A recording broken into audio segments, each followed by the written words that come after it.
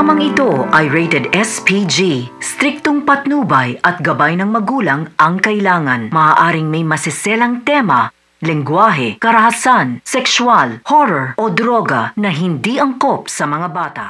Wala na talaga sa hulog itong si Divina dahil pati itong si Livy ay dinadamay na niya sa kanyang mga pinaplano. Ngunit lalabas pa rin talaga ang buong katotohanan sa pagkukunwari ni Divina at hindi pa rin talaga magtatagumpay itong si Divina sa kanyang minimithin na siraan itong si Charlene. At wala na talagang karapat dapat pa itong si Divina na maging masaya sa buhay dahil puro pa rin talaga kasamaan ang nasa isip ni Divina. Ngunit ang kagustuhan nga naman ni Divina na maging masaya ay hindi pa rin talaga niya mararanasan lalo pa at may kasalanan pa rin itong si Divina na kanyang kakaharapin. Ngunit sino nga ba talaga ang matutuwa sa ginawa ni Divina sa kanyang pagtapos sa kanyang asawa dahil gusto pa rin talaga ni Divina na mapasa kanya ang lahat nang sa ganun ay mas lalo nga namang yumaman itong si Divina. Ngunit sadyang nag-hallucinate pa rin talaga itong si Divina dahil hindi pa rin talaga niya mararanasan na maging. Ngunit wala naman talagang ibang gusto itong si Raymond kung hindi tanging ang kanyang asawa lamang, ngunit hindi pa rin talaga magpapalinlang itong si Raymond dahil puro pa rin talaga pangbababoy ang ginawa ni Divina sa kanya. Ngunit nasa kay Raymond pa rin talaga ang pag-asa kung siya nga naman talaga ay magpapa-apekto sa ginagawa ni Divina laban sa kanya. Ngunit wala na talaga sa hulog pa itong si Divina dahil hindi pa rin talaga siya magpapatalo kay Charlene kahit na alam niya na mali pa rin talaga na mang-agaw ng asawa ng iba. Ngunit kung tutuusin naman talaga ay napakamali pa rin talaga ni Divina sapagkat magkakaroon pa rin talaga na consequences itong si Divina balang araw dahil makukulong pa rin talaga siya. Base pa rin talaga sa mga naging aksyon na kanyang ginawa at hindi pa rin talaga magiging kampante itong si Charlene hanggat nakadikit pa rin talaga itong si Divina sa kanyang asawa. Ngunit dito nga naman masusubukan ni Charlene na maging magulo ang kanilang pamilya lalo pa at nagiging kakampi na ngayon ni Livy itong si Divina, ngunit hindi pa rin talaga hahayaan ni Divina. Nasirain nga naman ni Charlene ang lahat ng mga pinaplano ni Divina, ngunit dito na nga napagtanto ni Divina na wala na talagang pag-asa pa itong si Divina na magbago. At dito na po nagtatapos ang ating prinsesa ng City Jail. Maraming salamat po sa panonood. Please don't forget to subscribe, like, share, and hit the notification bell para lagi tayong updated.